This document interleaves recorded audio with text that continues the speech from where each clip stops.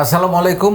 নিজের বলার মতো একটা গল্পের আজকের আয়োজন থেকে আপনাদেরকে স্বাগত জানাচ্ছি। আমি ইকবাল বাহার। আপনারা জানেন যে প্রত্যেকটা পর্বে আমি আসলে গল্পের পিছনের গল্প আপনাদেরকে শোনানোর চেষ্টা করি, কারণ এই গল্পগুলোর মধ্যে আসলে অনেক রকমের স্ট্রাগল আছে। সেই স্ট্রাগলগুলো মূলত তুলে ধরা একটা বড় উদ্দেশ্য এই অনুষ্ঠানগুলোতে, এবং আমরা চেষ্টা করি বিভিন্ন ফাউন্ডার, স্টার্ট আপ নিয়ে যারা কাজ করছে বা যারা উদ্যোক্তা আছেন, আমরা সবসময় সফলতার গল্প শুনতে চাই। কিন্তু এই সফলতার পেছনে আসলে কি কি ব্যর্থতা আছে, কি কি হেরে যাওয়া আছে, পড়ে যাওয়া আছে, এবং সময় দেয়া এটার পিছনে কষ্ট আছে, সেগুলো নিয়ে আমরা আজকে আলাপ করব।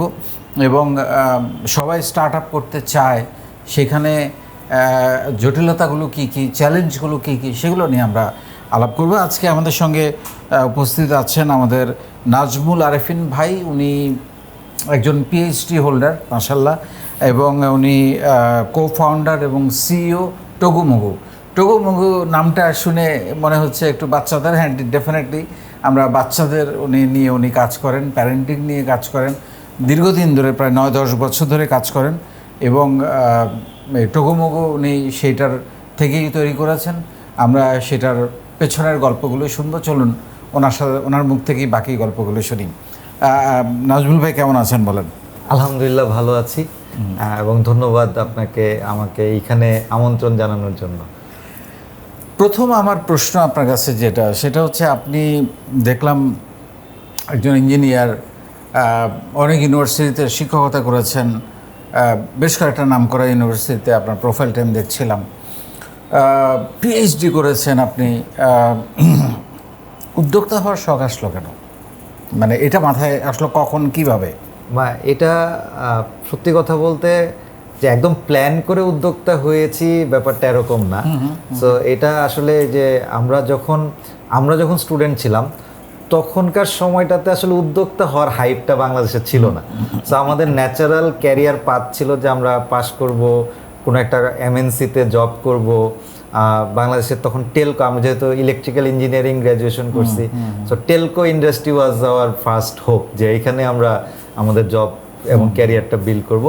তো এর পাশাপাশি আমার ফ্যামিলি ব্যাকগ্রাউন্ড এবং আমাদের মানে ভার্সিটির অ্যালামনাইদের একটা বড় গ্রুপ ছিল যে যারা বিদেশে পড়ালেখা করতে যায়, মাস্টার্স করতে যায়, পিএইচডি করতে গেছে। সো তাদেরাও আমার জন্য একটা ইন্সপিরেশন হিসেবে কাজ করছে। সো ন্যাচারালি তখন আসলে এন্টারপ্রেনার হওয়ার কোনো মাইন্ডসেট ছিল না। বাট পরবর্তীতে আসলে আপনি বিদেশ থেকেই গ্র্যাজুয়েশন করেছেন? আমার আন্ডারগ্রেডের পরে আমি পিএইচডি করে আসি অস্ট্রেলিয়া থেকে। সো ওই সময় থেকে আমার আসলে এন্টারপ্রেনারশিপ জার্নিটা শুরু। সো অস্ট্রেলিয়াতে থাকা অবস্থায় আমাদের যে প্রথম ভেঞ্চারটা লাইট অফ হোপ নাম, আমি আমার কো ফাউন্ডার ওয়ালিউল্লাহ ভুইয়া এবং আমার আরও কয়েকজন ফ্রেন্ড মিলে, তো আমরা হচ্ছে যে যখন ও দেশের বাইরে ছিল, আমি অস্ট্রেলিয়াতে ছিলাম, আরও 2-1 ফ্রেন্ড বিভিন্ন জায়গায় মাস্টার্স করতেছিল। ওই সময়টাতে আমাদের ভিতরে একটা বাংলাদেশের এডুকেশন নিয়ে আমরা একটা প্রজেক্ট প্রপোজাল দিই, গ্লোবাল একটা ইনোভেশন চ্যালেঞ্জে। ডেল নাম করা, যে আপনার রিসার্চের অংশ ছিল না, এটা আমাদের রিসার্চের অংশ ছিল না, বাট ওদের একটা কল ফর অ্যাপ্লিকেশন ছিল, সেখানে আমরা পার্টিসিপেট করি। এবং সেখানে ইন্টারেস্টিংলি আমরা প্রায় বিভিন্ন দেশের 800+ কম্পিটিটরের মধ্যে টপ 50-তে আসি।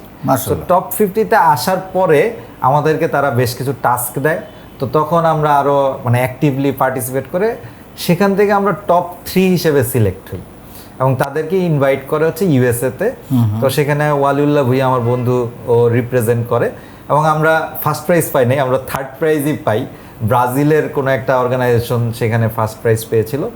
তো আমরা ওইখান থেকে একটা মানে এইগুলোতে জয়েন করতে হবে, এই ভাবনাটা কিভাবে আসলো? এটা আসলে ওই যে আমরা যেহেতু ইউনিভার্সিটিতে পড়ালেখা করতেছিলাম, পিএইচডি এবং বিভিন্ন ইনোভেটিভ প্রজেক্টগুলার আপডেটগুলো ওইখানে রেগুলারলি আমাদের সুপারভাইজাররা, এবং এটা মেইনলি আসছে হচ্ছে ওয়ালি যে ইউনিভার্সিটিতে ছিল, সেখানে তার এক সুপারভাইজার তাকে এটাকে ফার্স্ট ইন্সপায়ার করছে। হ্যাঁ, তার মানে আমরা আপনার কথা থেকে যেটা আসলো, আমি সবসময় যেটা রিলেট করতে চাই সেটা হচ্ছে মেলামেশার সার্কেল, তাই না? মানে এগুলোই কিন্তু আমাদের পাতগুলো তৈরি করে দেয়। মানে আমরা অনেক সময় বুঝি না যে আমরা আসলে মিশতেছি কার সাথে। যেমন আমি সবসময় বলি যে তুমি তোমার থেকে বেটার পার্সনের সাথে মেশো, তাহলে তুমি আরও বেটার হতে পারবা, তার থেকেও বেটার হতে পারবা। সো আপনার কথায় যেটা বোঝা গেল যে এই সার্কেলটা আপনার বেটার ছিল, যার কারণে আপনি ওইদিকে ঝুঁকতে পেরেছেন। সো ওইখান থেকে একটা ফান্ড পেয়েছেন আপনারা? হ্যাঁ, আমরা খুবই ছোট, মনে হয় $2,500 একটা ফান্ড পাই, বাট ওইটা আমাদেরকে ট্রিগার করে যে আচ্ছা ঠিক আছে, এটা তো আমরা খরচ করে ফেলতে পারি, অথবা এটাকে আসলে আমরা কাজে লাগে, আমরা যে প্রজেক্টটা প্রপোজাল দিয়েছি সেটা অ্যাকচুয়ালি আমরা করে দেখাই। That was light for hope, light off hope. Light off hope মানে এটার ইয়েটা কি ছিল, মানে সো ওইটা তখন মানে কাজটা কি ছিল তখন, মানে এটা প্রজেক্টের নামটা দিছিলাম, বাট অ্যাকচুয়াল প্রপোজালটা ছিল যে আমরা বাংলাদেশে তখন রুরাল লেভেলে ইলেকট্রিসিটির স্কারসিটি ছিল। সো স্কুলগুলোতে ওইভাবে সবসময় ইলেকট্রিসিটি থাকতো না, এবং ওই কারণে মাল্টিমিডিয়া ক্লাসরুমের আইডিয়াটা স্কুলের জন্য খুবই মানে খুব একটা ফিজিবল ছিল না। সো ওই জায়গা থেকে আমরা একটা ছোট সোলার প্যানেল এবং খুবই লো কনজামশন প্রজেক্টর ইউনিট দিয়ে আমরা একটা সিস্টেম ডেভেলপ করলাম নিজেরা, যেটা দিয়ে এই ধরনের রুরাল স্কুলগুলোতে multimedia classroom set up run করা পসিবল। এবং পাশাপাশি আবার এই সোলার প্যানেলের মাধ্যমে ওই এরিয়ার মানুষগুলো হচ্ছে যে মোবাইল ফোন চার্জ দিতে পারে। মানে ওইটা কি পরে আর পরে আমরা ওইটা প্রায় 10-12টা স্কুলে এই ধরনের প্রজেক্ট আমরা ইমপ্লিমেন্ট করি নিজেরা। 2014-15 সালে যখন আমরা দেশে আসি, দেশে এসে এগুলো আমরা আসলে ইমপ্লিমেন্ট করি। তার পরবর্তীতে আসলে বাংলাদেশের ইলেকট্রিসিটির সিচুয়েশনটাও ইমপ্রুভ করছে, প্রজেক্টর বা এই কনসেপ্টগুলো একটু চেঞ্জ হয়ে গেছে। তো তখন আমরা একটা সময় বুঝলাম যে না, এই সেট আপটা আসলে অতটা ডিমান্ডিং না, কিন্তু উল্টার একটা জিনিস আমরা আবিষ্কার করলাম, সেটা হচ্ছে আমরা সেট আপ করলাম, টিভি আছে বা স্ক্রিন আছে, বাট সেখানে রান করার মতো এনাফ কোয়ালিটি কন্টেন্ট নাই। সো বাচ্চাদেরকে যে দেখানো হবে, তাদেরকে যে স্পেসিফিক স্কিল নিয়ে কথা বলা হবে, সেটা নিয়ে বাংলাতে ভালো কন্টেন্ট নেই। যেটা আছে যে হয় কিছু ইউটিউব ভিডিও আছে, বিদেশি ভাষার ভিডিও আছে, ওগুলাকে ডাবিং করে কাজ চালাইতে হবে। সো আমরা শুরুতে তাই করলাম। আমি একটু থামাইতে চাই আপনারে, মানে ধরেন আপনি টেকনোলজি নিয়ে পড়াশোনা করেছেন, ইঞ্জিনিয়ার মানুষ, পিএইচডি করেছেন, এই ভেঞ্চার করতে গিয়ে বা বিজনেস করতে গিয়ে, স্টার্ট আপ করতে গিয়ে আমরা যদি টগোমুগুর কথাই বলি, মানে বাচ্চাদেরকে নিয়ে কাজ করার আইডিয়াটা কেন আসলো? এটার পেছনের গল্পটা কী ছিল? না, এটা বলতে পারেন যে আমরা যে সার্কেলটা এখানে যে আপনার সাথে রেজোনেট করে, যে আমি, ওয়ালি, মারুফ, সানি, মুকুল, এরকম রোমেল, আমরা 6 ফ্রেন্ড এটার মেইন ইনিশিয়েটর। তা আমাদের সবারই ওই কমন পয়েন্টটা ছিল যে আমরা বাচ্চা কেন্দ্রিক কিছু একটা করব। ওই জায়গাটা আমরা কেন জানি ন্যাচারালি একটা আনন্দ পাইতাম আর কি।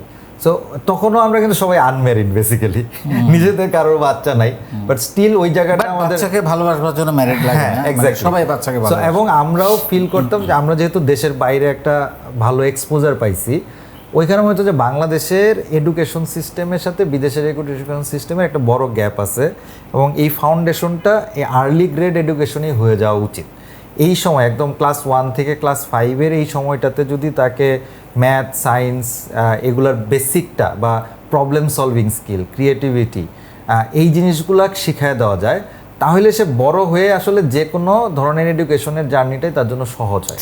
কিন্তু এই ফাউন্ডেশনটা যদি সঠিক না হয়, তাহলে পরে যতই তাকে মানে টারশিয়ারি লেভেল ইউনিভার্সিটিতে অনেক কিছু শেখানো হোক, সে আসলে অত ভালো পারফর্ম করতে পারে না, যেটা বিদেশে ওরা খুব ভালোভাবে করে।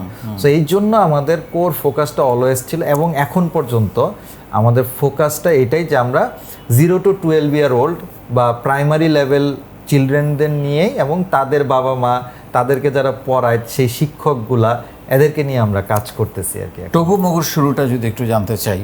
হ্যাঁ, টগোমুগুর শুরুটাও এই লাইট অফ হোপের কাজগুলো করতে করতেই আমরা 2016-17 সালে যখন লাইট অফ হোপের বিভিন্ন প্রোডাক্ট ডেভেলপমেন্ট নিয়ে কাজ করতেছিলাম, তখন আমরা ডিপলি কাস্টমার স্টাডি করতেছি যে বাচ্চাদেরকে শেখায় কারা, বাচ্চারা কাদের সংস্পর্শে বেশি আসে। সো ডেফিনেটলি হচ্ছে তার প্যারেন্টস এবং তার শিক্ষক। সো ওই সময় মনে হলো যে আচ্ছা, তাহলে প্যারেন্টসরা যদি সচেতন না হয় এবং প্যারেন্টসদের নিজেদের ভিতরে যদি কিছু লার্নিং না থাকে, যে তারা বাচ্চাকে আমরা যেই টাইপের এডুকেশনটা দিতে যাচ্ছি, problem solving skill, moral values, emotional intelligence, এই টার্মগুলোর সাথে তো প্যারেন্টসকেও পরিচিত হইতে হবে। তো তখন আমাদের মনে হলো যে ঠিক আছে, আমরা প্যারেন্টসদেরকে নিয়ে আলাদাভাবে কাজ করি, কারণ দুইটা আবার একটা অ্যাডাল্টকে বোঝানো, অ্যাডাল্টকে এডুকেট করা আর একটা বাচ্চাকে এডুকেট করা ডিফারেন্ট জার্নি। সো তখন আমরা টগুমগুটা শুরু করলাম, যদিও টগুমগু সাউন্ডস মোর মানে চাইল্ডিশ, বাট ওইটাই যে নামটা শুনলে একটা প্যারেন্টসের ভিতরে একটা সফট কর্নার ক্রিয়েট হবে।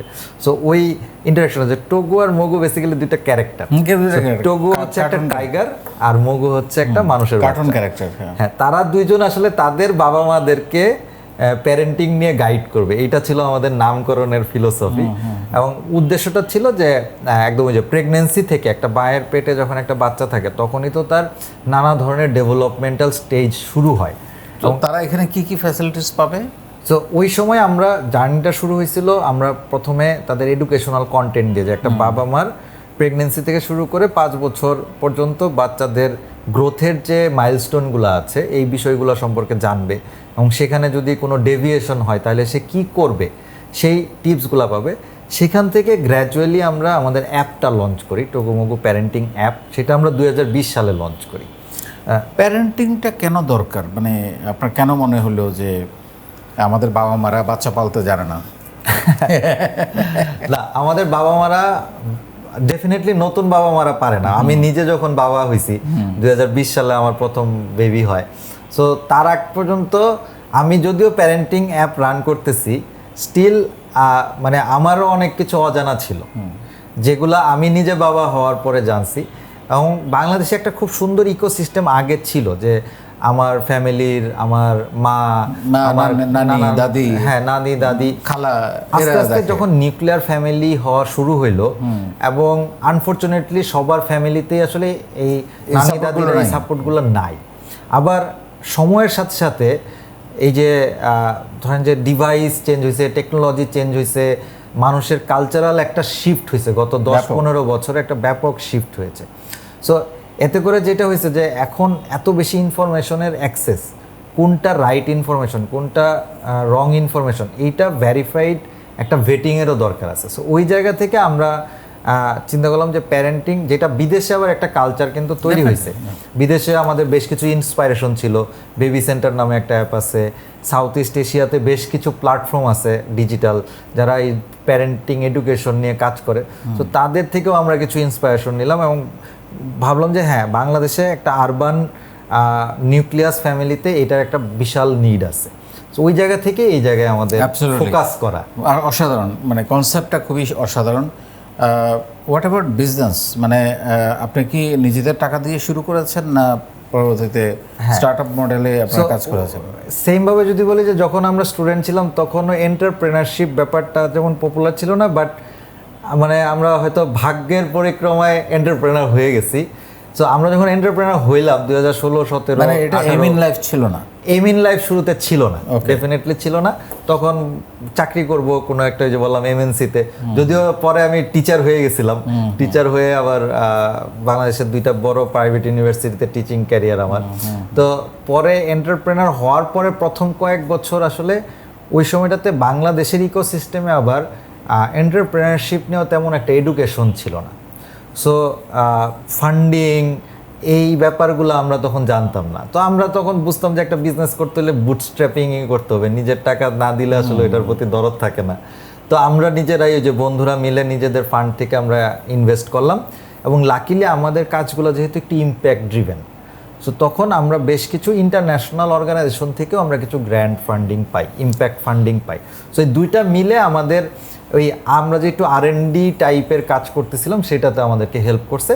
পাশাপাশি আমরা নিজেরাও একটু বিজনেসটা শিখতেছিলাম, যেহেতু আমরা নিজেরা বিজনেস ব্যাকগ্রাউন্ড থেকে না, ইঞ্জিনিয়ারিং ব্যাকগ্রাউন্ড, বিজনেসের যে টার্মিনোলজি, বিজনেস রিলেশনশিপগুলোর জন্য যে কমিউনিকেশন স্কিলটা দরকার, সেটা আমাদের তো শুরুতে জিরো ছিল। সো আমরা হচ্ছে যে টাইম টু টাইম এটা গ্র্যাজুয়ালি আমাদের ভিতর ডেভেলপ করছি। সো প্রথম দিকে আমরা মানে নিজেরাই বুটস্ট্র্যাপ করছি। এটা কি কাজ করতে করতে শিখেছেন, ঠেকে ঠেকে শিখেছেন বিজনেসের নলেজগুলো, না কারো সাহায্য নিয়েছেন? আমরা 2015, 16, 17 আসলে অনেকটা ঠেকেই শিখেছি। বাট ওই যে আমরা যখন কিছু ইন্টারন্যাশনাল অর্গানাইজেশনের সাথে কাজ করলাম, আমরা ওই সময় ইউনেস্কোর সাথে কাজ করছি, ওয়াই গ্যাপের সাথে কাজ করছি, তাদের একটা ডিফারেন্ট অ্যাক্সেলারেশন প্রোগ্রামের মতো থাকে, যেখান থেকে তারা কিছুটা সাপোর্ট আমাদের গ্রুমিং হয়েছে। গ্রুমিং হয়েছে। এবং পরবর্তীতে এসেও আমরা লাস্ট কয়েক বছর এই রিসেন্ট টাইমে কোভিড টাইম থেকে 2020 সাল থেকে 2025 সালে এরকম বেশ কিছু ইন্টারন্যাশনাল অ্যাক্সেলারেটর প্রোগ্রামে পার্টিসিপেট করি, যেগুলো আসলে আমাদের এখন যে আমরা একটু নিজেদেরকে একটু শেপড ভাবি, এটা করতে হেল্প করছে এই প্রোগ্রামগুলো। যেমন আমি আপনাকে বললাম যে আমরা নিজের বলার মতো একটা গল্প, আপনি নিশ্চয়ই আমি রেগুলারলি ফলো করেন আমাদের মানে আমরা এই জায়গাগুলোতেই কাজ করছি। যারা উদ্যোক্তা হতে চায় তাদেরকে উদ্যোক্তা বিষয়ে বেসিক জ্ঞানটা দেয়া, কিভাবে সে মার্কেট রিসার্চ করবে, কিভাবে সেলস মার্কেটিং করবে, কিভাবে অফিস সাজাবে, কি কি ডকুমেন্টেশন লাগবে, কিভাবে সোর্সিং করবে, কিভাবে কমিউনিকেট করবে, কাস্টমার সাপোর্টটা কেমন, মানে টোটাল জিনিসটা একটু জেড আমরা এক একটা ব্যাচে 90 দিন করে শিখাই। আলহামদুলিল্লাহ আমাদের গতকাল থেকে 34 নাম্বার ব্যাচ শুরু হয়েছে এবং আমাদের শিক্ষার্থীর সংখ্যা এখন প্রায় 34 লাখ। তো এবং এই পুরো কর্মযজ্ঞটাই আমি গত 8 বছর 4 মাস ধরে করেছি সম্পূর্ণ বিনামূল্যে। আমি কারো কাছ থেকে একটা টাকা, আমি আপনার তো যে পেজ এবং গ্রুপ দুটাতেই আসি এবং ফলো করি। তো আমার মনে হয় এখন যারা ব্যবসা করে তাদের জন্য আমি সবসময় বলি যে কিছু জিনিস শিখে আসতে পারলে তাহলে ভুলটা কম হয়। ডেফিনেটলি, মানে আমিও এটা তো মানে এখন অবশ্যই ফিল করি। আমি যে বলবো যে আমরা লাকি ছিলাম, বা আমরা ওই যে ন্যাচারালি যেহেতু একটু আমরা পড়ালেখা করে গ্র্যাজুয়েশন কমপ্লিট করে তারও 4-5 বছর পরে আসলে এই জার্নিটাতে আসছি। সো আমাদের একটা কনফিডেন্স ছিল যে না, আমি যদি বিজনেসে ফেলও করি আমার একটা ব্যাকআপ আছে, যে না আমি অন্য যে কোনো ক্যারিয়ারে আমার একটা স্কোপ শিফট করতে পারবো। কিন্তু যারা আসলে আরেকটু ইয়াং এজে এন্টারপ্রেনারশিপ জার্নিতে আসতেছে, যারা তাদের জন্য দুইটা আসলে অপরচুনিটি এটা, যে যেহেতু তারা খুব ইয়াং এজে আর্লি এজে ঢুকতেছে, যারা এখন স্টুডেন্ট বা মাত্র গ্র্যাজুয়েশন শেষ করছে, তাদের একটা ভালো যে তারা মিস্টেক করতে পারবে বেশি, করলে তারা ওইখান থেকে একটা লার্নিং পাবে, আবার তারা আসলে একটা শেখার সময় পাচ্ছে। সো এই এবং ওই যে 10 বছর আগে বাংলাদেশে শেখানোর মানুষ খুব বেশি ছিল না, এখন কিন্তু বাংলাদেশে বেশ কিছু প্রোগ্রাম আছে যে আপনাদের মতো যারা আছেন এক্সপিরিয়েন্সড, যে আপনাদের একটা এক্সপিরিয়েন্স হয়েছে এবং এটা এখন শেয়ার করতেছেন। 10 বছর আগে এই ব্যাপারটা খুব কম মানুষের অ্যাক্সেসিবল ছিল। তো এই স্কোপটা অবশ্যই নেওয়া উচিত, কারণ একই মিস্টেক তো বারবার করা যাবে না। এটা তো আপনি বা আমি যে ভুলগুলো করছি সেই ভুলগুলো আরেকজন তরুণ উদ্যোক্তার আসলে করার উচিত না। আমরা যদি তাদের সাথে শেয়ার করি, তারা যদি সেখান থেকে লার্নিং নেয়, তাহলে তাদের যে এক্সিকিউশন টাইমটা ফাস্ট হবে। আরেকটা জিনিস আমি আপনার একটা অভিজ্ঞতা নিতে চাই, সেটা হচ্ছে আপনি জব করতেন খুবই ভালো প্রাইভেট ইউনিভার্সিটিতে, সেইখান থেকে চাকরি ছেড়ে এন্টারপ্রেনারশিপ জার্নিতে আসা, এই যে সিদ্ধান্তটা, এটা নিতে গিয়ে আপনার কি ধরনের পরিস্থিতির মুখোমুখি হতে হয়েছে, বা যদি একটু অভিজ্ঞতা শেয়ার করেন। এটা খুবই ইন্টারেস্টিং এবং চ্যালেঞ্জিং একটা ফেজে আমি এই ডিসিশনটা নিচ্ছি। যেমন আমি 2015 সাল থেকেই টোকোমোগো এবং লাইট অফ দুইটা উদ্যোগই যেহেতু আমাদের ওতপ্রোতভাবে জড়িত ছিলাম, কিন্তু আমি তখনও জব করি। সো আমি এআইইউবিতে তখন অ্যাসিস্ট্যান্ট প্রফেসর হিসেবে ছিলাম। তো আমাদের টিচিং প্রফেশনে একটা অন্যান্য প্রফেশনের থেকে একটু ফ্লেক্সিবিলিটি থাকে, স্টিল এখানেও প্রেশার থাকে, এখানেও কিছু কমিটমেন্টের বিষয় থাকে, সো ওগুলো পালন অবশ্যই করতে হয়। দেন ওইটার বাইরেও আমরা একটু এক্সট্রা হার্ডওয়ার্ক করতাম, এক্সট্রা টাইম দিতাম যাতে আমাদের বিজনেসগুলো দাঁড়ায়। সো এর পরে যখন কোভিড আসলো, কোভিডের সময় যেহেতু সব কিছু অনলাইন হয়ে গেছিলো এবং বিজনেসেও একটা তখন টার্মোয়েল সিচুয়েশন চলতেছে, কিভাবে আমরা বিজনেস সার্ভাইভ করব। সো তখন থেকে আমি আরও অনেক বেশি বিজনেসে ইনভলভড হই, এবং হওয়ার কারণে তখন আমার ফিল হয়েছে যে এখানে আসলে আরও বেশি সময় দেওয়া উচিত। এবং যেহেতু আবার আমাদের দুইটা কোম্পানিও ছোট থেকে অনেক বড় হচ্ছিল, সো তখন আমরা যারা ফাউন্ডার ছিলাম তাদের সবারই আসলে ফুল টাইম হওয়াটা নেসেসারি ছিল। অ্যাট দ্য সেম টাইম কোভিডের কারণে কিন্তু ফিনান্সিয়াল সেটব্যাকও ছিল আমাদের, এবং আমার তখন আবার মেয়ে হয়েছে মাত্র, মেয়ে হয়েছে 2020 সালে একদম কোভিডের মধ্যে। সো তখন ওই সময়ই পরে 2021 সালে আমি সিদ্ধান্ত নেই যে না, আমি চাকরি ছেড়ে ফুল টাইম বিজনেসে ফোকাস করব। তখন বিজনেসটা আসলে ডিফিকাল্ট ফেজের ভিতর দিয়েই যাচ্ছিল। তো আমার কাছে তখন মনে হয়েছে যে আমার ওয়ালিউল্লাহ ভুইয়া ফুল টাইম করতেছিল লাইট অফ হোপে, টোগোমোগোটাকে যদি আমরা আসলে আরও বড় করতে চাই, যে স্বপ্নটা দেখতেছি এটার জন্য একজনকে ফুল টাইম এফোর্ট দিতে হবে। সো তখন আমি একটু এই হার্ড এবং ডিফিকাল্ট চয়েসটা নিই, এবং এটা ফ্যামিলি থেকে বা সব জায়গা থেকে আসলে নেগেটিভ রেসপন্সই আসছে, বাট স্টিল আমার ফ্যামিলি আমাকে যথেষ্ট সাপোর্ট করছে। তারা অবশ্যই না করছে যে না এই ডিসিশনটা নিও না, বাট নেওয়ার পরে তারা আমাকে কন্টিনিউয়াসলি সাপোর্ট করছে, যে কারণে আবার মানে জার্নিটা সহজ হয়েছে। অসাধারণ। এটা আসলে সবার ক্ষেত্রে, যেমন আমি নিজেও একটা মাল্টিন্যাশনাল কোম্পানিতে কাজ করতাম, পাশাপাশি বিজনেস করতাম, ওই যে এরকম আপনার মতো 9টা 5টা ওখানে, 5টা থেকে রাত 10টা 11টা এখানে, শুক্র শনিবার। তাদের দেখা যাচ্ছিল যে আমার বিজনেসটা গ্রো করছে না।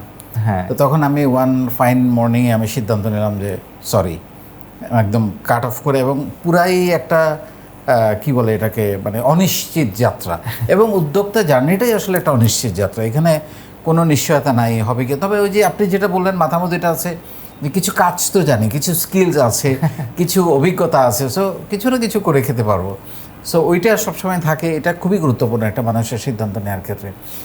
আমি যদি আপনাকে একটু জিজ্ঞেস করি যে আপনি 3-4টা বিগ মিস্টেকের কথা বলেন এই 9 বছরের জার্নিতে, আপনার এন্টারপ্রেনারশিপ জার্নিতে, একটু যদি বলেন 3-4টা মিস্টেকের কথা, যে মিস্টেকগুলো আপনার এখন মনে হয় যে এগুলো আমি অ্যাভয়েড করতে পারতাম, বা আমি আরেকটু জানলে এগুলো করা হতো না, একটু যদি বলেন।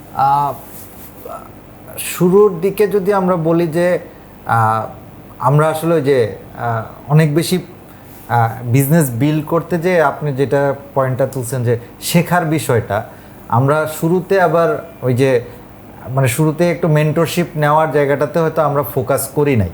সো আমরা যদি একদম ওই যে একদম আর্লি স্টেজে যদি অ্যাক্টিভলি সার্চ করতাম যে আমরা যদি আমাদের জন্য একটা মেন্টর পাই, এবং শুরু থেকেই যদি একটা কারো মেন্টরশিপ নিতাম, তাহলে হয়তো আমাদের এখন যে প্রোগ্রেসটা সেটা হয়তো আরও ফাস্টার হইতো। এটা আমাদের এখন ফিল হয় যে একদম শুরু থেকে যদি আমরা, হয়তো অভাব ছিল, কম ছিল, বাট তাদেরকেও যদি আমরা খুঁজে বের করে মেন্টরশিপ নিতাম, এটা আমাদের জন্য একটা হেল্পফুল হইতো। সেকেন্ড মিস্টেকের কথা যদি বলি, যে আমাদের হায়ারিংয়ে প্রচুর মিস্টেক হইতো। তো আমরা রাইট পিপলকে হয়তো হায়ার করতে পারি না অনেক ক্ষেত্রে। এটা হয়েছে যেমন টুকুমুকুর ক্ষেত্রে, আমরা ই কমার্সটা যখন বিল্ড করতে চাইলাম, তখন আমরা দেখা গেল যে যাদের উপরে আমরা রিলাই করতেছি, এই মানুষগুলো আমরা রাইট পিপলকে চুজ করতে পারি। এটা বাংলাদেশে একটা কমন সমস্যা, আমার মনে হয় কমন সমস্যা সব জায়গায়। এতে করে যে ফাউন্ডারদের উপরে চাপ তৈরি হয়, বাট একটা বিজনেসকে আবার বড় করতে হলে অবশ্যই মানুষ টিম ছাড়া হবে না। সো আমরা ওই জন্য ফোকাস করছি অলওয়েজ, আমরা কিছু টিম মেম্বার হায়ার করছি। আমাদের টিমটা শুরু থেকে একটু বড় টিম ছিল, এটা অনেকে আমাদেরকে সাজেস্ট করতো। ভালো টিম ছাড়া একটা প্রতিষ্ঠান কখনোই এগোনো সম্ভব না। হ্যাঁ, এক্স্যাক্টলি। আর ফাইনাল বা থার্ড যদি মিস্টেকের কথা বলি, আমরা একটা সময় আসলে অনেক বেশি মানে ডিজিটাল মার্কেটিং নির্ভর হয়ে গিয়েছিলাম। সো পরে আমাদের কাছে মনে হচ্ছে না, আমরা we need to be more in the physical space. আমার বিজনেস যতই অনলাইন হোক, স্টিল আমরা এরপরে ইভেন্টস, বিভিন্ন মেলা, এইসব জায়গায় আমরা থাকতাম। হয়তো প্রোডাক্ট সেল করতাম না, বাট টুকুমুকু নিয়ে কথা বলতাম। এতে করে একটা মানুষের যে ট্রাস্ট বিল্ড হওয়ার যে বিষয়গুলো, সো 100% ডিজিটাল মার্কেটিং নির্ভর হয়ে গেলে কি স্পেন্ডিং অনেক বেড়ে যাবে, কিন্তু ব্র্যান্ড বিল্ডিংটা ওইভাবে হয় না। ব্র্যান্ড বিল্ডিং এর জন্য ভেরি গুড পয়েন্ট। আমি মনে করি আমাদের যারা শুনছে তাদের জন্য এটা একটা লার্নিং। সেটা হচ্ছে 100% ডিজিটাল মার্কেটিং নির্ভর হয়ে গেলে ব্র্যান্ড তৈরি করা খুব ডিফিকাল্ট হয়ে যায়। আমি এটা টোটালি এগ্রি আপনার সাথে। এক্স্যাক্টলি। এবং তখন হয় কি যে ফিজিক্যালি হইলে কাস্টমারের কাছে যাওয়া যায়, এবং প্রোডাক্ট বিক্রি হোক না হোক, কাস্টমারের ইন্টারাকশন থেকেই একটা ইমপ্রুভমেন্ট আসে। খুবই গুরুত্বপূর্ণ। সো আপনি 3টা বড় বড় ভুল মিস্টেকের কথা বললেন, যেগুলো আসলে অনেক লার্নিং, এবং সেগুলো থেকে আপনি অনেক লার্ন করেছেন। আপনি যদি বলেন সো ফার গত 9 বছরে বেস্ট ডিসিশন আপনি যেটা নিয়েছেন, মনে করেন যে এটা আমার সবচেয়ে বেস্ট ডিসিশন ছিল, তার মধ্যে একটা তো এখন বলাই যায় যে আপনার চাকরি ছাড়ার সিদ্ধান্তটা এখন মনে হচ্ছে এটা বেস্ট ডিসিশন। আর কি কি গুরুত্বপূর্ণ বা বেস্ট ডিসিশন নিয়েছেন? আমাদের টোটাল জার্নিটা শুরু থেকে আমরা যে টেকনোলজি ফোকাসড একটা সলিউশন বিল্ড করতে চাইছি। সো এখানে যেটা হয়েছিল যে একটা সময় আমার নিজস্ব একটা টেক টিম আমরা বিল্ড করি, এবং এইটা অনেকেই ওই সময় একটু নেগেটিভ ছিল যে এটা আউটসোর্স করে দাও, টুকুমুকু অ্যাপ নিজেরা একটা টিম রাখা, এ করা এটা এক্সপেন্সিভ। বাট এখন যখন আমরা এই যে আজকের দিনে যখন দাঁড়ায় আছি, তখন এই একটা নিজস্ব টেক টিম থাকার কারণে আমার মানে পুরো সিস্টেমটা খুব স্ট্রং। এবং যারা এগুলো আউটসোর্স করে তাদের ভোগান্তির শেষ নাই। আমি খুব টেকনিক্যাল কথা বলে ফেলতেছি। না এটা ট্রু। ধরেন আমাদের আমরা যখন আমিও তো আইটি সেক্টরেই কাজ করি, আমরা যখন ইভেন সিম্পল একটা উদাহরণ দিই, একটা ওয়েবসাইট করেছি, 1 বছর পরে দেখা যাচ্ছে যিনি ওয়েবসাইট বানিয়ে দিয়েছেন তার আর খোঁজ নাই। এক্স্যাক্টলি। তা এখন আমি চেঞ্জ করতে হবে পারতেছি না, আবার একটা নতুন ওয়েবসাইট করো। So this are the very important technical জায়গাটাতে একটা কোর অবস্থান থাকা। আমি মনে করি এটা আপনার অসাধারণ। ওইটা যেটা আমাদেরকে বেনিফিটটা দিয়েছে যে যেহেতু আমার একটা স্ট্রং টিম আছে, সো আমি অনেক এক্সপেরিমেন্ট করার সুযোগ পাইছি, এবং এই এক্সপেরিমেন্টগুলোর কারণে আবার আমার অনেক partnership opportunity, different type of business revenue channel explore করার সুযোগগুলো তৈরি হয়েছে, যেটা রেজাল্ট আমরা লাস্ট 2-3 ইয়ার্সে পাচ্ছি। সো প্রথম 4-5 বছর যে আমি টিমটাকে মানে রেখে দিছি শুধু টিমে, এটা অনেকের ইভেন আমার কো ফাউন্ডারদের কাছেও মানে জিনিসটাকে সাস্টেনেবল মনে হইতো না, বাট এটা আমার কাছে মনে হয় যে এটা আমার জন্য একটা বেস্ট ডিসিশন। আরেকটা জিনিস যেটা আপনার কি মনে হয় যে আপনি যে নিশ জায়গাটা সিলেক্ট করেছেন, এই যে প্যারেন্টিং বাচ্চাদের নিয়ে, সেখান থেকে আজকে আপনারা যতগুলো সার্ভিস নিয়ে আসছেন, স্কুলিং থেকে প্রি স্কুলিং থেকে শুরু করে বাচ্চাদের বিভিন্ন রকমের প্রোডাক্ট থেকে শুরু করে খেলাধুলা, রেস্টুরেন্ট, এভরিথিং আপনারা এখানে একটা বিল্ডিংয়ের মধ্যে সাজানোর চেষ্টা করছেন আমি শুনলাম একটু আগে। এটা মনে হয় যে এটা একটা বেস্ট ডিসিশন ছিল যে আমি প্রোডাক্ট চুজের ব্যাপারে ভুল করি নাই। ডেফিনেটলি এটা এবং একদম এটার মধ্যে শুরুর সময়ে আমরা এই ব্যাপারটাতে খুব ক্লারিটি ছিল আমাদের। তো আমরা যেটা বলবো যে বেস্ট ডিসিশন বা আমরা কাজ করছি, ডিসিশন না বাট কাজ করছি, সেটা হচ্ছে আমরা কাস্টমার রিসার্চটা খুব ভালো করছি। আমরা মানে কো ফাউন্ডাররা এটার পেছনে অনেক বেশি সময় ব্যয় করছি। ইচ সেগমেন্টের কি নিড আছে, একদম আন্ডার প্রিভিলেজ থেকে শুরু করে বাংলাদেশের টপ সোসাইটিতে কী ধরনের প্রোডাক্ট চাহিদা আছে, তাদের কি পেইন পয়েন্টসগুলো আছে একটা ফ্যামিলিতে বাচ্চা নিয়ে, এগুলো নিয়ে আমরা অনেক ডিপ স্টাডি করছি। বাংলাদেশ বিদেশের সাথে কম্পেয়ার করছি যে বিদেশে কি হয়, বাংলাদেশে কি হয়, সেখানে গ্যাপটা কোথায়। সো কাস্টমার রিসার্চটা খুব ইম্পর্টেন্ট। আমি একটু থামাই আপনাকে, এই যে আমরা আমাদের যে নতুন যে ব্লাড যারা এখন উদ্যোক্তা হচ্ছে, স্টার্ট আপ করছে, আমি তাদের মধ্যে এই টেন্ডেন্সিটা খুবই কম দেখেছি যে আগে মার্কেট রিসার্চ করা, কাস্টমারদের পটেনশিয়াল কাস্টমারদের সঙ্গে কথা বলা। এই যে আমরা অনেক সময় কোয়েশ্চেনিয়ার রেডি করেছি, আমরা যখন বিজনেস করেছি 23 বছর আগে, 25 বছর আগে, তখনও কিন্তু আমরা কোয়েশ্চেনিয়ার রেডি করেছি যে তার কি লাগবে। সো এটা ছাড়াই সে নেমে যাচ্ছে, তাদের ব্যাপারে আপনি কি বলবেন?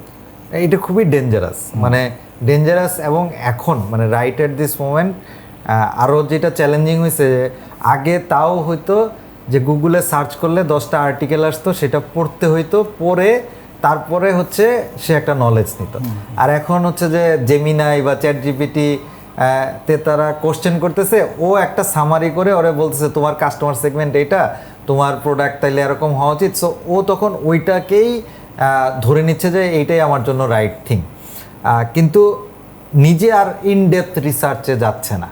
সো এই ধরনের এআই টুলগুলো যেই সামারি করে দিচ্ছে, সেটা থেকেই তার নলেজটা কনফাইন্ড হয়ে যাচ্ছে।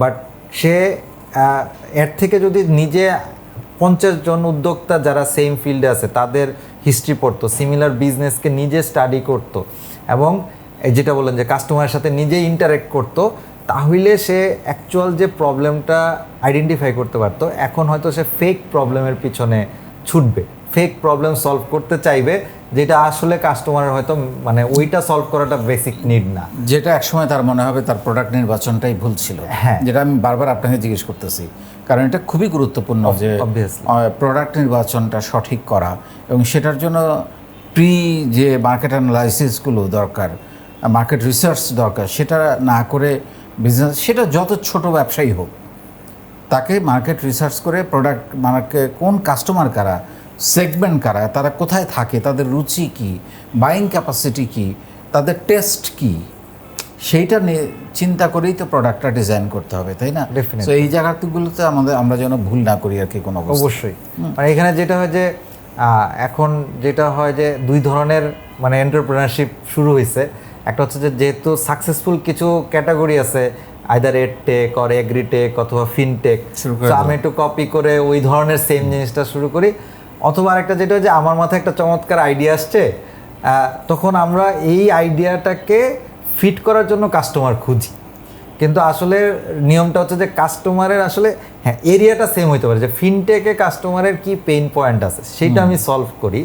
রিয়েল উদ্যোক্তারা কখনো তার সলিউশনটাকে ভালোবাসবে না, এটা একটা মানে থিওরি আছে যে আমার সলিউশনটাকে আমি কখনো ভালোবাসবো না, আমি প্রবলেমটাকে ভালোবাসবো। তার মানে আমার সলিউশন চেঞ্জ হইতে পারে কিন্তু আমি ওই প্রবলেমটা সলভ করব, এটা হচ্ছে আমার মোটিভেশন হওয়া উচিত। সো সেক্ষেত্রে প্রবলেমটা বুঝতে তাকে সময় দিতে হবে। আপনার এই স্টার্ট আপ জার্নিতে 9 বছরের অভিজ্ঞতা যদি আমরা একটু বিশ্লেষণ করি, তাহলে বাংলাদেশের স্টার্ট আপে আপনি কী ধরনের চ্যালেঞ্জ দেখতে পান? মানে আমি যদি আপনাকে একটু ধরাই দেই, আমরা বেশিরভাগ স্টার্ট আপদের একটা টেন্ডেন্সি দেখি, মানে ওরা সফলতা বলতে বোঝায় হচ্ছে টাকা উঠানো, হ্যাঁ, বিজনেসটা সাস্টেইন করবে কিনা, প্রফিটেবিলিটি আসবে কিনা, এটার উপরে তাদের ফোকাসটা একটু কম আমার রিসার্চ বলে।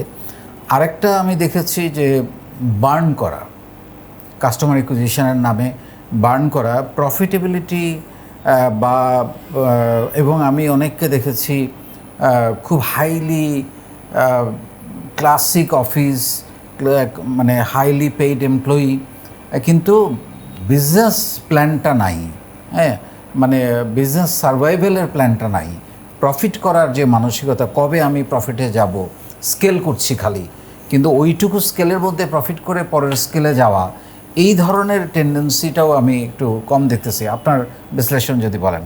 না, ডেফিনেটলি মানে আপনি যে পয়েন্টগুলো তুলছেন সেটা খুবই রিয়েলিটি রাইট নাও, এবং এই কারণে আমার কাছে মনে হয় যে গত 2-3 বছর আগেও বাংলাদেশের স্টার্ট আপ নিয়ে যেই হাইপটা ছিল, আবার লাস্ট 1-2 বছরে এটা একটু ডাউনওয়ার্ডস আছে, কারণ অনেক নেগেটিভ ইমপ্রেশন ক্রিয়েট হয়েছে।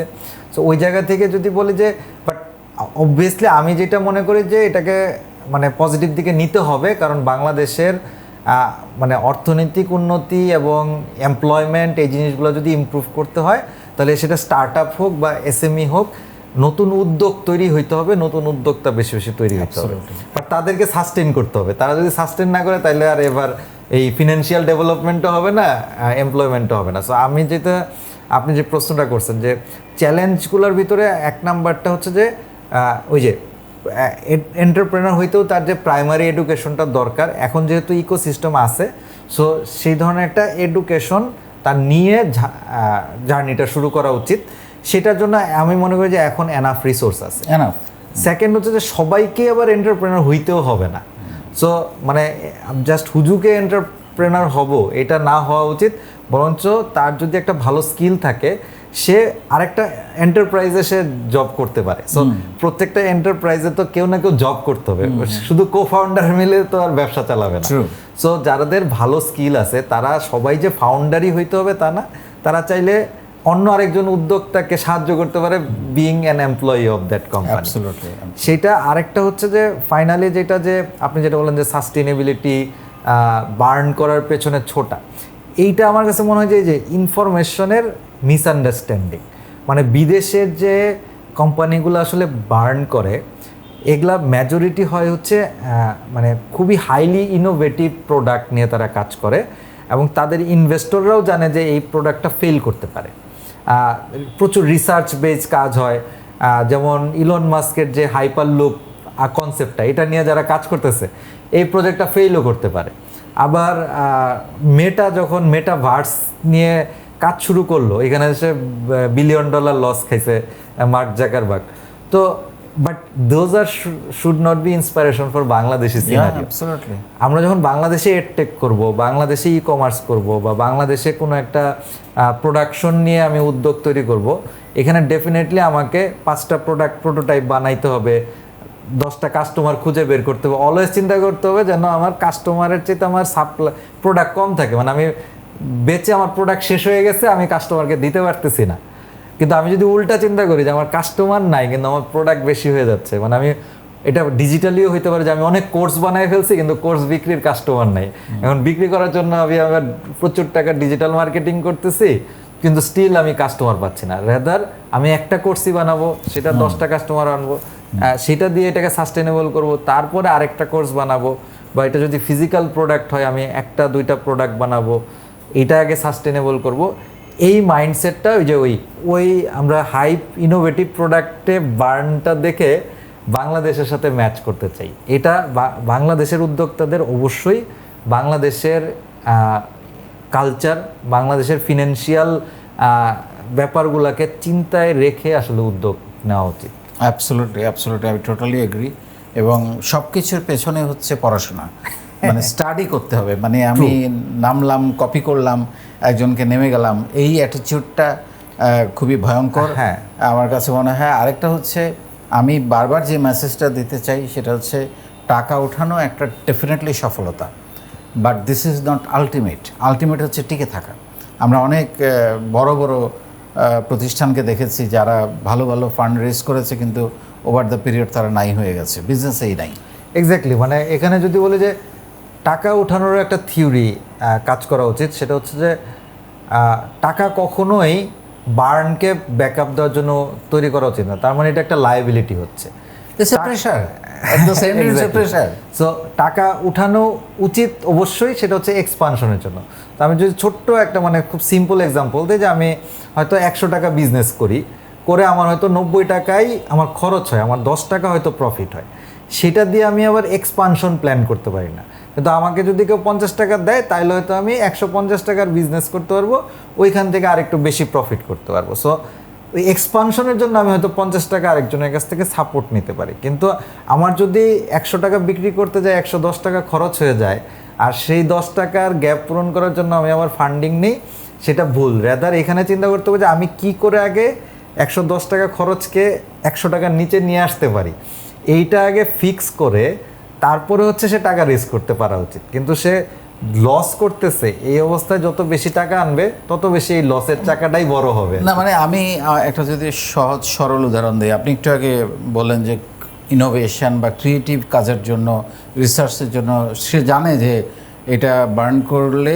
এটা সাকসেস নাও হইতে পারে, আবার যদি হয় মিরাকেল কিছু হইতে পারে। কিন্তু আপনি একটা মার্কেট প্লেস করবেন, সেখানে বিভিন্ন ভেন্ডরদেরকে অ্যাড করবেন, সেখানে বার্ন করার কি আছে? এক্স্যাক্টলি। মানে মানে এখানে নাথিং ইনোভেটিভ, এখানে তো ইনোভেটিভ কিছু না, এটাতে একটা ওয়েবসাইট, মানে প্রোডাক্টগুলো তো আরেকজনের, আপনি কোনো ইয়ে বানান নাই, সার্ভিস। ডেফিনেটলি এটা একটা সহজীকরণ, কনভিনিয়েন্স তৈরি হয়েছে করা, এবং অনেক বেশি মানুষের কাছে সহজে পৌঁছানোর একটা ওয়ে। কিন্তু মানে এইটার জন্য আমাকে বার্ন করতে হবে, কাস্টমার আনার জন্য কম দামে প্রোডাক্ট দিতে হবে, 10 টাকার জিনিস 5 টাকায় বিক্রি করতে হবে, বিষয়টা তো এক্স্যাক্টলি। তখন এটা একটা মানে খুবই ভিসিয়াস সাইকেল ক্রিয়েট হয়ে যায়। এবং ওইটাই মানে যারা ইনভেস্ট করে তাদেরও সচেতন হওয়া উচিত যে কী টাইপের বিজনেসে ইনভেস্ট করা উচিত এবং কী টাইপের করা উচিত না। যেমন অবভিয়াসলি ম্যানুফ্যাকচারিং একটা বিজনেস, যেখানে এক্সপানশন করতে হলে এডিশনাল ফান্ড লাগবে, সেইটা ব্যাংক ফাইন্যান্স হইতে পারে, সেটা ইনভেস্টর ফাইন্যান্স হইতে পারে। কিন্তু এই ম্যানুফ্যাকচারিং বা ফিজিক্যাল প্রোডাক্টের বিজনেসে এটার প্রয়োজন আছে। ডিজিটাল প্রোডাক্টের ক্ষেত্রেও একটা সময় লাগে, যে বললাম যে যদি এটা ইনোভেটিভ প্রোডাক্ট হয়, যে আমার ক্ষেত্রে যেটা হয়েছে যে আমার একটা টেক টিমকে আমার একটা লম্বা সময় ধরে রাখতে হয়েছে, কারণ আমি যদি একটা ওয়ার্ল্ড স্ট্যান্ডার্ড অ্যাপ বানাইতে চাই, এটা একদিনে বাংলাদেশে তৈরি হবে না। তো এটাকে আমাকে ব্যাকআপ দিয়েছে আমার ইকুইটি ইনভেস্টররা। তারপরে আমরা যে গ্র্যান্ট পেয়েছি বিভিন্ন ইউএন থেকে, তারপরে সাজিদা ফাউন্ডেশন থেকে, বিভিন্ন জায়গা থেকে আমরা গ্র্যান্ট পাইছি। সেই টাকাগুলোকে আমার এই যে R&D করতে, আমার টেকনিক্যাল টিমটাকে সাস্টেন করতে হেল্প করছে।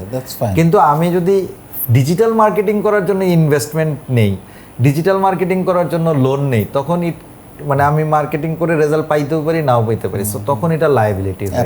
অ্যাবসলিউটলি। আপনি যে ধরনের প্রোডাক্ট নিয়ে বিজনেস করছেন, বাচ্চাদের প্যারেন্টদের নিয়ে, এই বিজনেসে যদি নতুন কেউ আসতে চায়, তাদের অপরচুনিটি কতটুকু? মানে এই ফিল্ডটা বাংলাদেশে এখনও অনেক বড়। আমরা যেটা হিসাব করছি যে প্রায় 2.5 কোটি প্যারেন্টস আছে যাদের বাচ্চাদের বয়স হইতেছে 10 থেকে 12 বছর বয়স, মানে 0 থেকে 10-12 বছর বয়সী প্যারেন্টসের সংখ্যাই বাংলাদেশে 2.5 কোটি। এর ভিতরে হয়তো 60% আছে যারা আসলে একটু স্পেন্ড করে জিনিসপত্র কেনাকাটা করতে পারবে। সো এই সেগমেন্টের মার্কেট সাইজ অনেক বড়, এবং এই অনেকগুলা ক্যাটাগরি আছে। যেমন এখানে একটা বড় ক্যাটাগরি আছে হচ্ছে টয়। এবং টয় বাংলাদেশের 95% টয় আসলে আইদার ইম্পোর্টেড অথবা লো কোয়ালিটি প্লাস্টিক টয়স। সো এইখানে একটা বড় মার্কেট আছে, যেখানে আমাদের লাইট অফ থেকে গুফি নামে একটা ব্র্যান্ড আছে, আমরা কাজ করতেছি। তারপরে আপনার লার্নিং প্রোডাক্ট মানে বই, এবং বই ছাড়াও অন্যান্য যেমন পাজল, ফ্ল্যাশ কার্ড, এই টাইপের ডিফারেন্ট লার্নিং প্রোডাক্টের একটা বড় সেগমেন্ট আছে। এছাড়াও হচ্ছে যে baby product like diaper, cosmetics item, toiletries item, এইটারও একটা বিশাল। সো কেউ যদি এখানে উদ্যোক্তা হতে চায়, আমি বলবো যে সে মানে ওই যে not again a market place, আরেকটা মার্কেট প্লেসের এখানে কোনো দরকার নেই। এখানে দরকার ইনোভেটিভ প্রোডাক্টের, এবং বেশ কিছু নতুন উদ্যোক্তা এখানে আসছে। আমি যেমন জানি যে পাজল ফান নামে একটা আছে, যারা পাজল নিয়ে কাজ করতে, হাত বাক্স আছে, যারা ক্রাফটিং নিয়ে ছোট ছোট প্রোডাক্ট বানাচ্ছে, এরকম অনেকগুলা ব্র্যান্ড। বা এই যে অন্যরকম গ্রুপে অন্যরকম বিজ্ঞান বাক্স যেমন একটা প্রোডাক্ট আছে, এরকম এই সেগমেন্টটাতে কিন্তু উদ্যোক্তারা নতুন নতুন আসতেছে। এবং নতুন কেউ যদি আসতে চায়, এটা একটা ভালো মার্কেট, বড় মার্কেট, এবং এখানে আসলে কারো কোনো কম্পিটিশন হওয়ার দরকার নাই, মার্কেটটা এতই বড়। আর বাচ্চাদের প্রোডাক্টগুলো তো একটু সেন্সিটিভ, মানে বাবা মারা বাচ্চাদের জন্য খরচ করতে আসলে আরেকটা জায়গায় মার্কেট গ্যাপ আছে, আমি এখানে শেয়ার করে রাখি। সেটা হচ্ছে যে আমরা যেহেতু কাজ করি এই সেগমেন্টটাতে, স্পেশাল নিড চিলড্রেনদের জন্য বাংলাদেশে এখনও এনাফ ফ্যাসিলিটি নাই। সো তাদেরকে স্কুলিংয়ের, তাদেরকে থেরাপি দেওয়ার, বা তাদের বাসায় বিভিন্ন লার্নিং ম্যাটেরিয়াল তৈরির উদ্যোক্তা যদি আরও বেশি বেশি হয়, তাহলে এই সেগমেন্টের জন্য বাংলাদেশের জন্য অনেক উপকার হবে। সো আমরা যেমন টগুমগু থেকেও কাজ করছি এই জায়গাতে, বাট আমার মনে হয় যে আমাদের আরও সঙ্গী দরকার, আর যাদেরকে একসাথে নিয়ে আসলে এখানেও একটা বড় ডিমান্ড আছে, এবং এটা আসলে করা উচিত। এই দুইটা জায়গায় ইম্প্যাক্টও আছে, আবার বিজনেস অপরচুনিটিও আছে।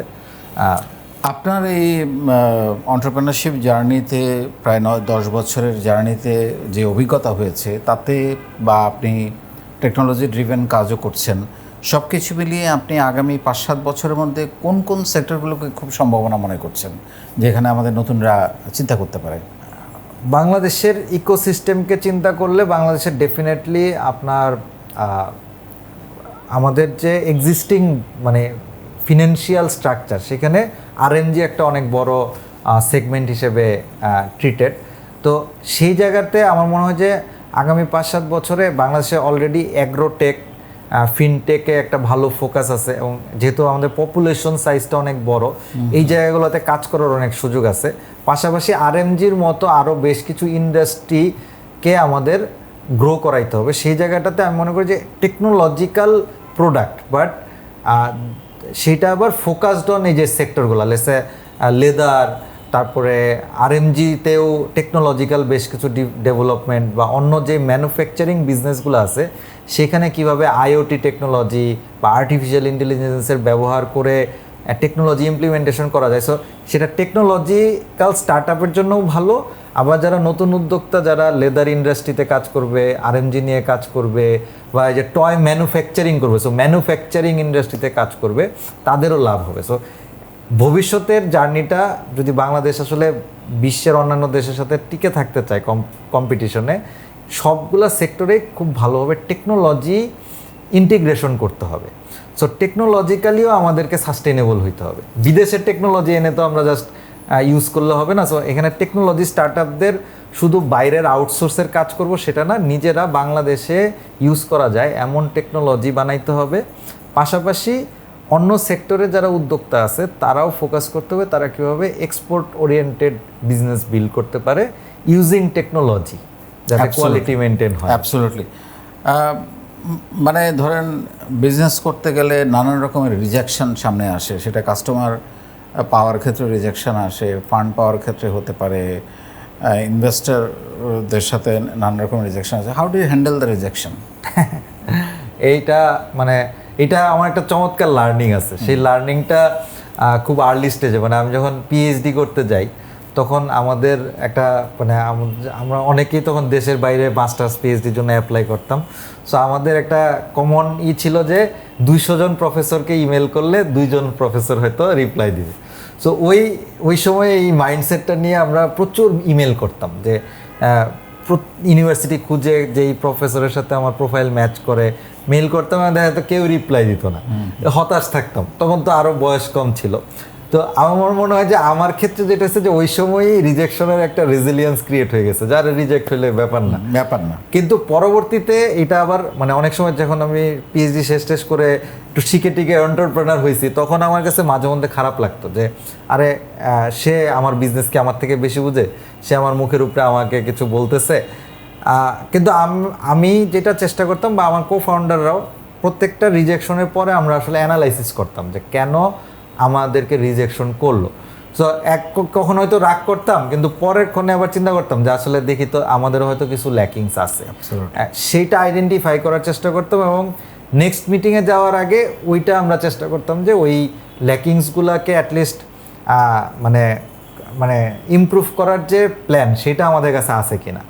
এভাবে দেখা গেছে যে মাল্টিপল জায়গায় মাল্টিপল মানুষের কাছ থেকে রিজেকশন হওয়ার পরে এইটা উল্টা আমাদেরকে আসলে হেল্প করছে টু ইমপ্রুভ আওয়ার বিজনেস। অসাধারণ। ওইভাবে দেখলে এটাকে যে প্রত্যেকটা রিজেকশন থেকে আসলে কিছু না কিছু ইমপ্রুভমেন্টের লার্নিং পাওয়া সম্ভব। একই লোক থেকে, আমি যদি এটা কাস্টমার পয়েন্ট অফ ভিউ থেকে বলি, একই লোক থেকে রিজেকশন হওয়ার পর তার কাছেই আবার বিক্রি করার বা তার কাছ থেকেই আমার অর্ডার নেয়ার বা সুযোগ নেয়ার এই অ্যাটিটিউডটা মানে আপনি কখনো ফেস করেছেন? এটা খুবই চ্যালেঞ্জিং একটা কাজ। মানে বিজনেস এবং মার্কেটিংয়ে এটা একটা মানে ফিলোসফি আছে যে যদি ফার্স্ট টাইম কাস্টমারকে ইমপ্রেস না করা যায়, সেই কাস্টমার আর ফিরে আসে না। সো বাট এইটা ওই যে আমরা যেটা আমাদের এখানে স্ট্র্যাটেজি করছে যে এই যে অ্যাপের জার্নিটাই যদি বলি, যে আমি 2020 সালে যখন অ্যাপটা লঞ্চ করছি, এটা তো অনেক বাগ ছিল, অনেক ধরনের ইউজার এক্সপিরিয়েন্স রিলেটেড জটিলতা ছিল। তো ওই সময় যারা আমাদের অ্যাপটা ইউজ করছে তারা হয়তো বিরক্ত হয়েছে, আনইনস্টল করে দিছে। তারপরে যখন আমরা নেক্সট ভার্সন বা তারপরের ভার্সন ইমপ্রুভ করলাম, তখন আমরা আবার করতাম, তাদেরকে আমরা মেসেজ দিতাম, কমিউনিকেট করার চেষ্টা করতাম এবং আমরা ট্র্যাক করতাম যে ওদের থেকে কতজন আসলে কামব্যাক করতেছে। আবার তারপরে তাদের কাছ থেকে রিভিউ নিতাম যে আগের বারের থেকে কি এবার আপনাদের জার্নিটা ভালো হয়েছে কিনা, স্মুথ হয়েছে কিনা। সো এটা অবশ্যই এটা ডিফিকাল্ট, B2Cর ক্ষেত্রে ডিফিকাল্ট, B2Bর ক্ষেত্রে ইট ডিপেন্ডস যে আপনি আসলে যেটা বললাম যে যেই কারণে রিজেক্টেড হয়েছি সেই জায়গাগুলোতে আমি ইমপ্রুভমেন্ট করছি যে এটাকে শোকেস করতে পারা। সো দুইটা সেগমেন্ট আছে। B2C ক্ষেত্রে এটা অনেক বেশি ডিফিকাল্ট, কারণ B2C কাস্টমারদের সাথে অনেক সময়ই ডিরেক্ট ইন্টারাকশন হয় না, কিন্তু B2B সেগমেন্টে আবার মিটিং করার সুযোগ থাকে, তাকে বোঝানোর সুযোগ থাকে। তো ওই জায়গা থেকে এটা করা সম্ভব, বাট অবভিয়াসলি প্রোডাক্টে ইমপ্রুভমেন্ট এনে এবং সেটা একটা প্রুফ থাকতে হবে যে আসলেই ইমপ্রুভমেন্ট হয়েছে। বাট ফেক করলে আসলে হবে না, না। Thank you so much. আমরা অনেক ইনডেপথ আলোচনায় আমরা চলে গিয়েছিলাম, আমরা একদম শেষে চলে আসছি। আপনি যদি ক্লোজিং কোনো কিছু ওভারঅল বলতে চান, আমাদের এখানে অনেক উদ্যোক্তারা আছে, তারা আপনার কথা শুনে আমাদের আসলে একটা অবজেক্টিভ আছে যে এই কথাগুলো থেকে তুমি কি নিতে পারো, টোটাল আলোচনা থেকে, প্রত্যেকটা গল্প থেকে তো কিছু না কিছু নেয়ার আছে, যদি কিছু বলেন আপনি। সো যদি সামারি করি, আমার মনে হয় যে উদ্যোক্তা জার্নিটা এখন ট্রেন্ড হিসেবে না নিয়ে, এটা যদি নিজের ভেতরে আসলেই কোনো একটা প্রবলেম সলভ করার ইন্সপাইরেশন কাজ করে, তাদের অবশ্যই উদ্যোক্তা হওয়া উচিত। এবং ওই প্রবলেমটা সলভ না করা পর্যন্ত সে উদ্যোক্তা থাকবে, এটা যতই স্ট্রাগল আসুক এই মোটিভেশনটা থাকতে হবে। বাট কারো যদি মোটিভেশন হয় যে আমি অনেক টাকা কামায় ফেলবো এই উদ্যোগ থেকে, তাহলে আসলে সে রাইট ফিট না উদ্যোক্তা হওয়ার জন্য। সে কোনো একটা সময় যে আসলে ফেল করবে এবং সে তখন অন্য কোনো একটা জায়গায় চলে যাবে বা নতুন নতুন প্রবলেম খুঁজবে যেটা সলভ করে সে বেশি টাকা কামাইতে পারে। সো সেই মোটিভেশন নিয়ে উদ্যোক্তা না হওয়া, রাইট একটা প্রবলেম চুজ করা এবং সেই প্রবলেমটা নিয়ে অনেক রিসার্চ করা। আর আরেকটা জিনিস বলবো যে মানে আরেকটা রং পারসেপশন আছে যে উদ্যোক্তা হইলেই ড্রপ আউট করতে হয়, পড়ালেখা ছেড়ে দিতে হয়। এটা একটা কমপ্লিটলি ভুল ধারণা, কমপ্লিটলি ভুল। পড়ালেখার খুবই ইমপ্লিমেন্টেশন আছে। এবং এই যে আমাদের ইঞ্জিনিয়ারিংয়েও অ্যাকাউন্টিং ফিনান্স পড়াইতো, তখন আমরা ফাঁকিবাজি করছি। এখন আমি ফিল করি যে আমি যদি ওই সময় অ্যাটলিস্ট অ্যাকাউন্টিং ফিনান্সের বেসিক টার্মগুলোও জানতাম, তাইলে হয়তো আমি ব্যাংকের সাথে বা আমি যখন ইনভেস্টরদের সাথে কথা বলে আমি আরেকটু ভালো করতে পারতাম। সো ম্যাথ সায়েন্স সব কিছু, সামাজিক বিজ্ঞান সব কিছুরই আসলে বিজনেসে অনেক ধরনের অ্যাপ্লিকেশন আছে। কাস্টমার সাইকোলজি বোঝা, বিজনেসের হিসাব নিকাশ ঠিক রাখা, ফিউচার প্রজেকশন করতে পারা, দূরদৃষ্টি রাখা, এগুলার পেছনে আসলে পড়ালেখার অনেক গুরুত্বপূর্ণ ভূমিকা আছে।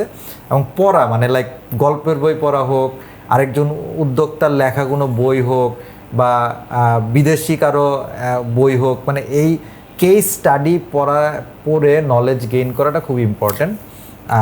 এই কয়েকটা জিনিসে একদম একমত। এবং আপনার ওই কথাটার সাথে আমি আসতে চাচ্ছি, যাদেরকে বলা হয় ড্রপ আউট বা রেজাল্ট হয়তো ভালো করে নাই বা পড়ালেখায় ভালো করে নাই কিন্তু পরবর্তীতে উদ্যোক্তা হিসেবে অনেক ভালো করেছে, তাদের যেটা ছিল সেটা হচ্ছে দূরদৃষ্টি।